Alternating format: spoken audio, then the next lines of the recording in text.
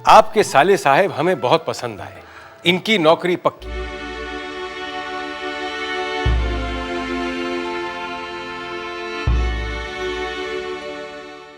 छोटी बहू रानी ने आपको बुलाया है। भला छोटी बहू ने मुझे क्यों बुलाया है? तूने कहा ना उनसे कि मैं मिलना चाहती हूँ। रात को छोटी बहू से मिलने नहीं गया, कहीं वो नाराज होकर मेरी शिकायत ना कर दे। अगर ऐसा हुआ तो मैं कहीं का नहीं रहूंगा। मेरे साथ साथ जीजाजी भी हवेली से निकाल दिए जाएंगे, मेरी नौकरी भी चली जाएगी। सुविनय बाबू, जबा मेरे बारे में क्या सोचेंगे?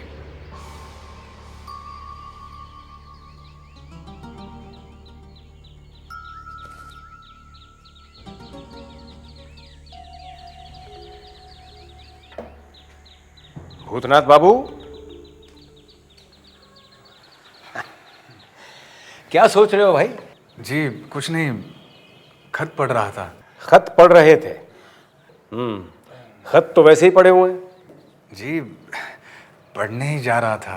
बाद में पढ़ लेना भाई। कल मेरे पिताजी की कहानी फिर अधूरी रह गई, तो मैंने सोचा कि आज शुरू से ही शुरू करता हूं। तुम सुनोगे ना? जी हाँ सुनूंगा। तो सुनो। मेरे पिताजी मां काली के भक्त थे, बहुत बड़े भक्त थे। त्वमेव जगत कारणम विश्वरूपम, गुरुदेव से यह मंत्र मिला था, और यही मंत्र जपते जपते मोहिनी सिंदूर इतना बड़ा हो गया, कच्चे से पक्का मकान बन गया। पिताजी, हाँ माँ खाना नहीं खा रही है। ओहो, मुझे जाना होगा। कल से इसकी माँ की तबीयत और भी बिगड़ गई है। अब अगर वो खाना खा लेती तो आज पिताजी की कहानी मैं पूरी की पूरी सुना देता। खैर, फिर सही, मैं चलता हूं। तुम खत पढ़ो।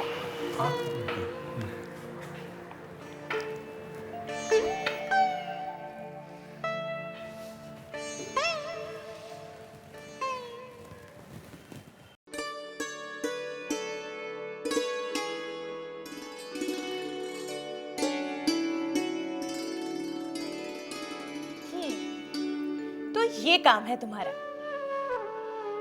क्या? मुझे देखना? नहीं वो अरे देखो ना, देखो देखो, मैं कुछ नहीं कहूँ। आपकी माँ को ये बीमारी कब से है? तुम मुझसे कुछ कह रहे हो? जी हाँ, मैं आप ही से कह रहा हूँ। फिर ठीक है, मैं समझ रही थी कि तुम मुझसे ही कुछ कह रहे हो। अरे क्या हुआ? सर में दर्द है? नहीं, क्यों? तुमने सर पकड़ लिया? वो तो मैंने ऐसे ही पकड़ा था। ओह, तुम ऐसे भी पकड़ लेते हो? क्या सोच रहे हो कि मैं तुम्हें बहुत सता रही हूँ और तुम मेरी शिकायत पिताजी से जाकर करोगे? नहीं, मैंने ऐसे बिल्कुल नहीं सोचा। आप गाना बहुत अच्छा गाती हैं। तुमने मेरा गाना कब सुना? पहली बार जब मैं आया था, आप गा रही थी। जी कर रहा था आप गाती रहे, मैं सुनता रहूं। किसी दिन सुनाएंगी आप वो गाना? किसी दिन क्यों? मेरे जन्मदिन पर आ जाना, सुना दूंगी, पर अकेले मत आना। फिर किसके साथ आऊंगा? तोहफे के साथ। भोजन तैयार है।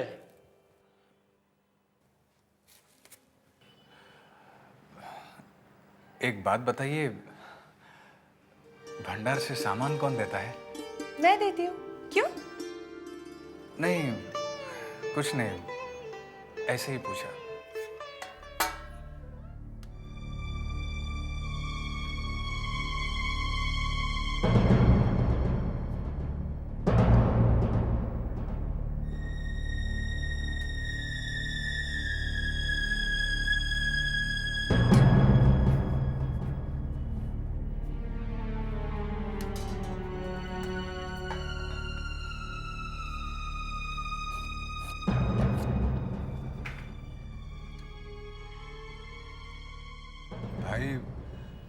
ऐसी बड़ी बड़ी आंखों से क्यों घूर रहे हो?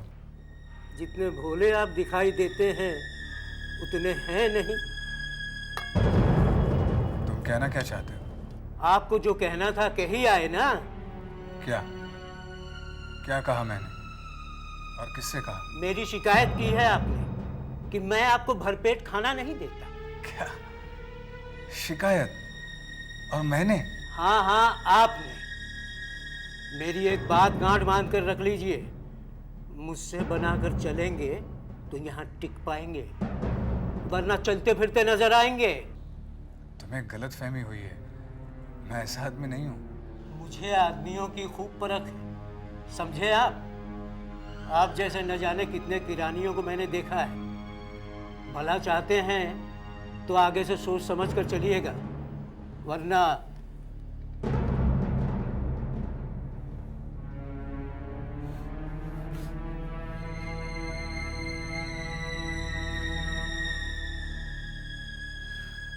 भोजन छोड़ना भोजन का अपमान है।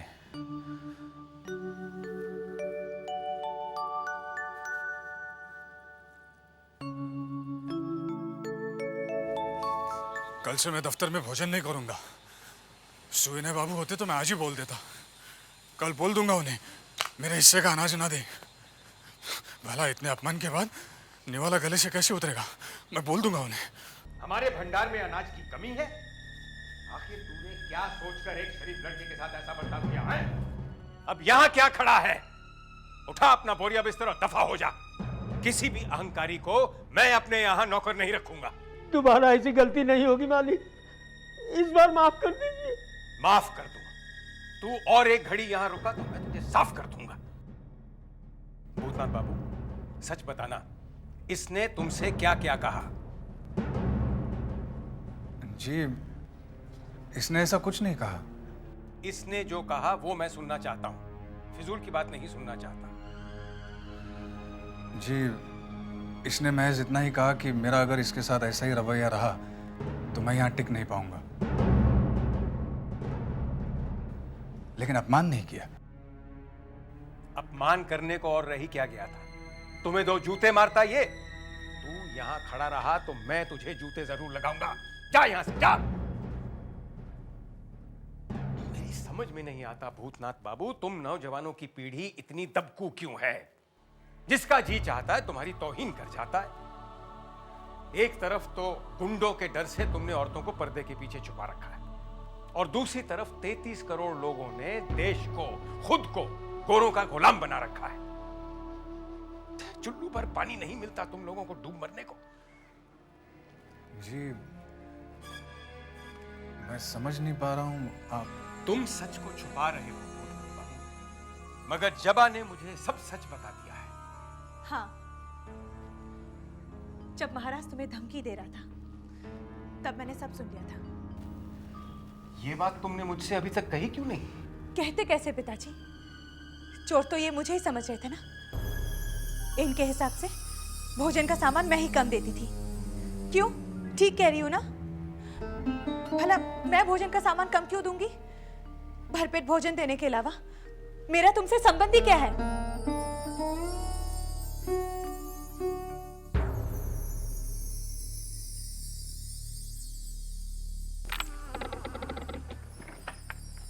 आ गए साले साहब। बंसी आपको कई बार पूछ चुका है। क्यों? ये तो मालूम नहीं, जाके मिल लो।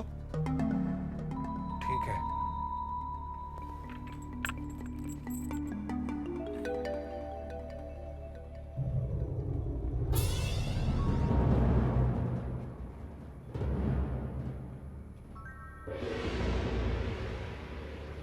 जरूर छोटी बहू का संदेशा होगा। कहीं कुछ गड़बड़ तो नहीं? नहीं, अगर कुछ गड़बड़ होती तो दरबान को भी पता होता।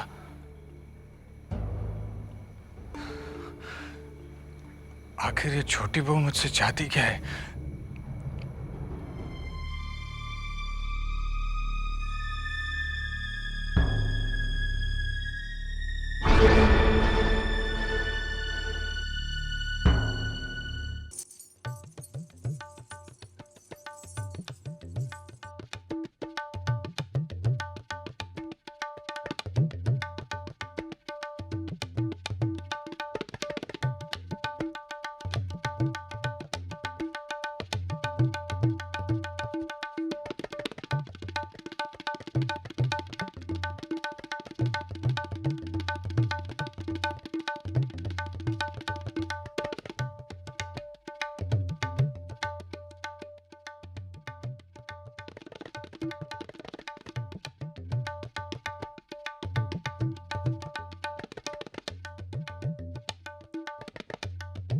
वाह, बहुत अच्छा तबला बजा लेते हैं आप।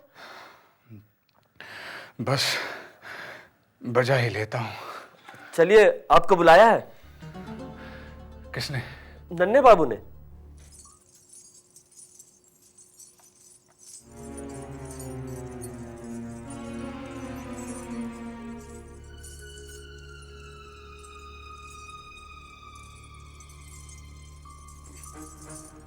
हुजूर, हुजूर,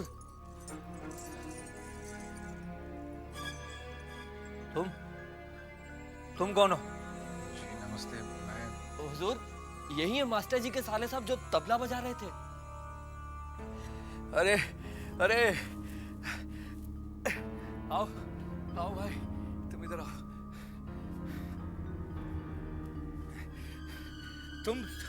तुम तबला बजा रहे थे? जी गलती हो गई, क्षमा कर दीजिए, आइंदा ऐसी गलती नहीं होगी। अरे नहीं, हम चाहते हैं तुम ये गलती करो, बार बार करो, मगर हमारे सामने बैठकर करो।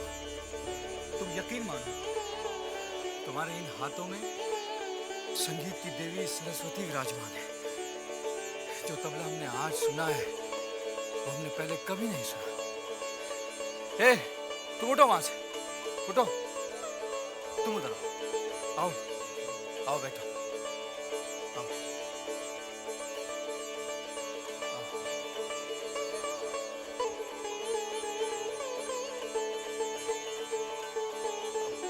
अब देखना यह है कि जोश इस कलाकार के बाजुओं में ज्यादा है या फिर इस फनकारा के पैरों में।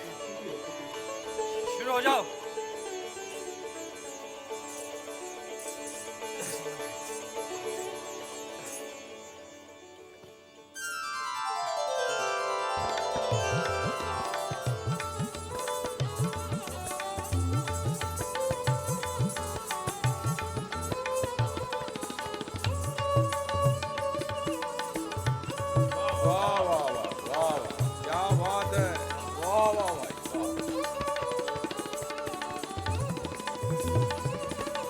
मजा आ गया भाई, समा बांध दिया। आज से ज्यादा मजा पहले कभी नहीं आया। काफी मेहनत हो गई, थोड़ी चलेगी? जी अरे भाई, ये देसी नहीं विलायती शराब है। मैं पीता नहीं।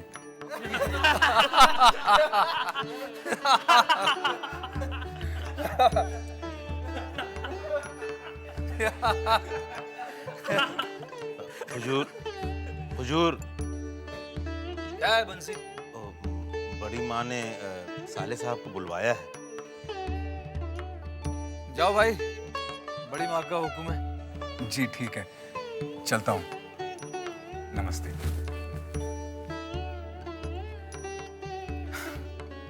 अब तुम शुरू हो जाओ।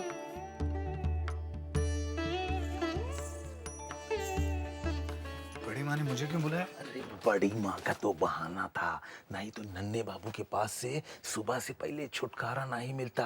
और ये बहाना बनाने के लिए छोटी बहू रानी हमका बोली है। हाँ? क्यों? अरे कल से वो आपका राह देख रही हैं, उनको आपसे कुछ बात करना है। बंसी, कहीं छोटे साहब आ गए तो? छोटे साहब सुबह से पहले नहीं आते हैं, इसीलिए इस समय बुलाया। आओ।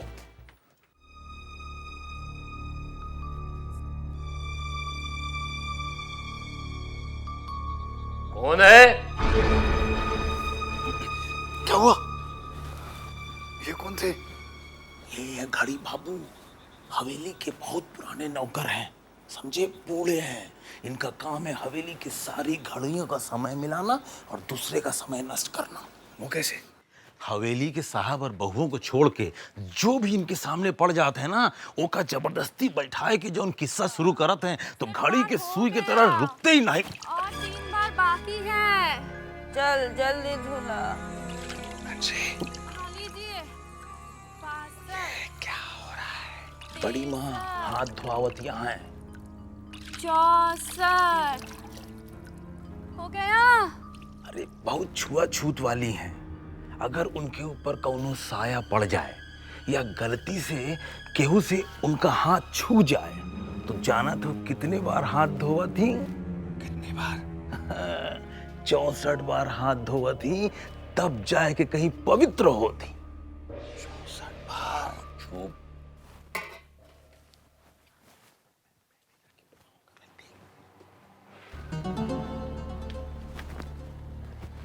गई। और देखो, वो है मजली बहू का कमरा, वो वाला। अपनी गोटी संभाल।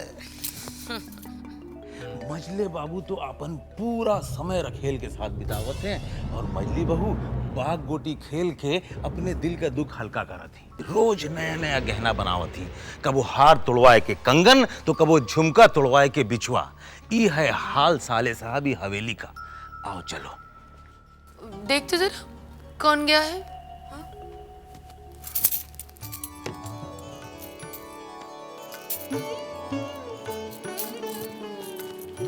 कोई नहीं है। अरे आप तो हार रही थी, आपने गोटी बदल दी है। सिंधु, तेरी इतनी हिम्मत, तो अपनी मालकिन को बेईमान ठहराती है? नहीं नहीं मजली बहू रानी, मेरा ये मतलब थोड़ा ही था। एक दासी से मालकिन हारे, तुझे अच्छा लगेगा क्या? मैंने तो वही किया है। चल खेल। छोटी बहू रानी,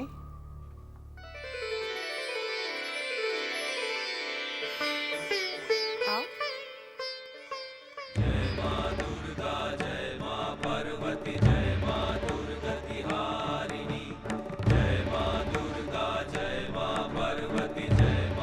बिल्कुल दुर्गा जैसा रूप, कितनी सुंदर आंखें। बहू रानी, ये है साले साहब। मालूम है। बैठो। बंसी, तू बाहर खड़ा रहे और चिंता से कह दे कि थोड़ा नाश्ता भेज दे। जी अच्छा। बैठो ना।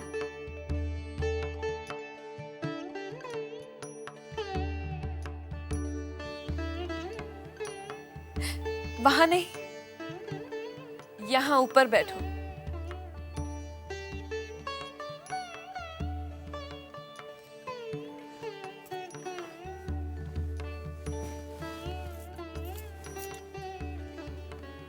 सब तुम्हें साले साहब कहते हैं।